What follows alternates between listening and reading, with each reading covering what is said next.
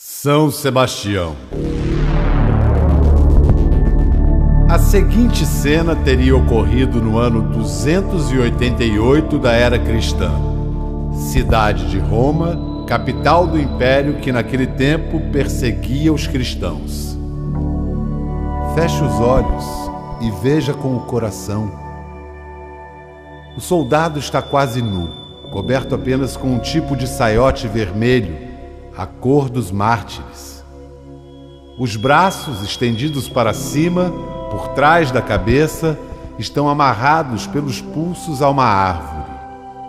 Os olhos fechados. Diante do homem amarrado, 7 arqueiros estão prontos a disparar suas flechas com pontas de ferro. O primeiro arqueiro estica o arco ao máximo e atira. A flecha atinge em cheio o corpo do soldado indefeso. Outra flecha é disparada. E mais outra. Cada vez que a ponta de ferro penetra a carne do soldado seminu, suas pálpebras fechadas tremem levemente. Pelo seu corpo escorrem filetes de sangue. Então vem um silêncio tremendo. Os arqueiros fixam os olhos no rosto da vítima. Esperam um gesto de medo, um gemido de dor, o último suspiro do homem cravado de flechas. Mas o homem abre os olhos diante dos arqueiros e sorri. Ele é São Sebastião.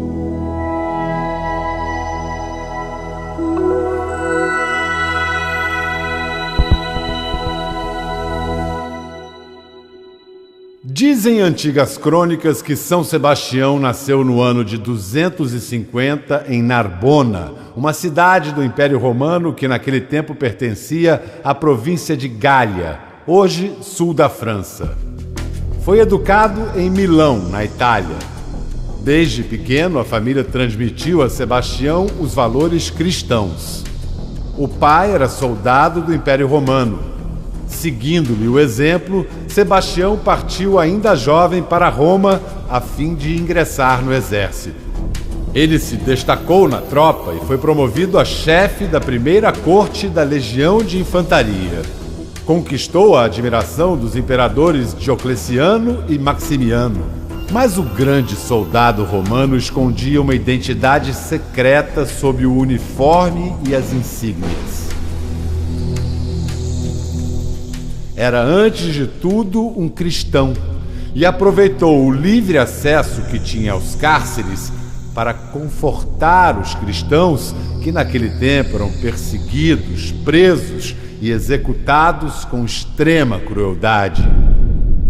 Um certo dia, enquanto Sebastião dizia palavras de estímulo e coragem aos seguidores de Jesus que estavam acorrentados nas masmorras, foi rodeado por uma luz muito intensa vinda do céu. Tudo se transfigurou. Sebastião parecia estar vestido com uma túnica brilhante como o sol. 7 anjos desceram até a prisão e do nada apareceu um rapaz que o abençoou e disse: "Você sempre estará comigo." Nesse momento, aproximou-se de Sebastião uma mulher chamada Zoé, que era esposa do carcereiro, um homem chamado Nicostrato. Essa mulher jogou-se aos pés de Sebastião e, como era muda, pediu-lhe com gestos o perdão pelos maus tratos infligidos aos prisioneiros. O livro Legenda Áurea, uma história de santos escrita no século XIII pelo beato dominicano Jacopo de Varazzi, conta que nesse momento, diante da mulher muda, Sebastião disse assim: "Se sou escravo de Cristo e tudo o que disse é verdade, se essa mulher acredita em tudo o que ouviu dos meus lábios, que aquele que abriu a boca de seu profeta Zacarias abra sua boca. Então a mulher falou: Bendito seja o discurso de sua boca, e benditos sejam todos os que acreditam no que você disse. Vi um anjo segurando diante de você um livro no qual estava escrito tudo o que falou.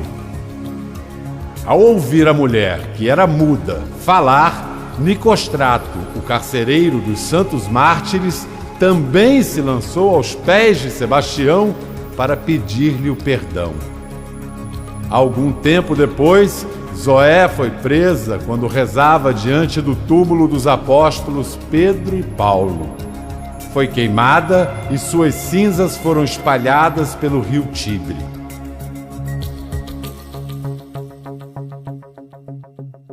Sebastião continuou a frequentar as masmorras e, com sua palavra, enchia de coragem os cristãos que aguardavam o suplício e a morte cruel. Os outros presos ouviam as palavras fortes de Sebastião e se convertiam ao cristianismo. Até os soldados, colegas de Sebastião, adotaram a nova fé. A legenda de Sebastião se espalhou pelo império e chegou aos ouvidos do imperador Diocleciano, que se considerou traído pelo soldado que tanto prezava e mandou chamá-lo. Sebastião se apresentou ao rei e corajosamente confirmou todas as acusações.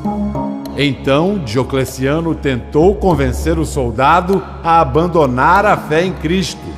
Ofereceu-lhe presentes, fez ameaças, mas nada abalou a convicção de Sebastião. Foi nesse ponto da história que o imperador convocou os arqueiros da Mauritânia, considerados os melhores do império, para que matassem o santo a flechadas.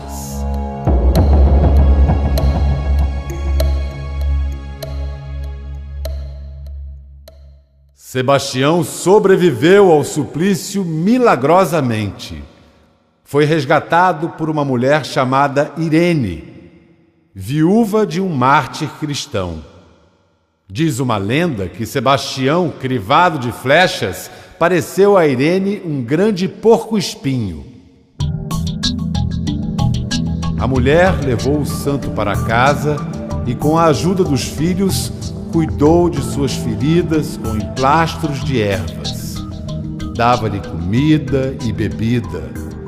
E quando o santo dormia, Irene sussurrava-lhe ao ouvido: Tu és autêntico e corajoso. Certo dia, aquela mulher, que viria a ser declarada santa, Santa Irene, voltou para casa e encontrou vazio o leito de Sebastião. Imediatamente compreendeu. Aquele era um 20 de janeiro, o dia da festa da consagração da divindade do imperador. Todo o povo da cidade estava reunido no templo pagão. Havia música nas ruas, bandeiras tremulavam. Quando Sebastião apareceu diante de todos no altar do templo, o imperador ficou espantado como se estivesse diante de um espectro. E naquele momento, a voz do santo falou alto: O Senhor Deus restituiu-me a vida para que eu pudesse acusá-lo dos sofrimentos que infliges aos cristãos. Os soldados então avançaram sobre o santo e o mataram a pauladas. O imperador ordenou que seu corpo fosse jogado nos esgotos de Roma, para que ele jamais se tornasse objeto de veneração. Mas isso de nada adiantou.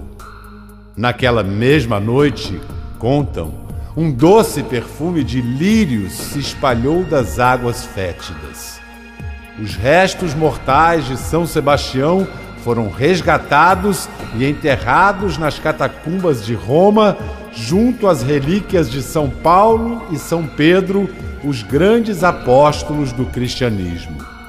O primeiro milagre atribuído a São Sebastião teria ocorrido em 680, quando suas relíquias foram transportadas para a Basílica de São Paulo.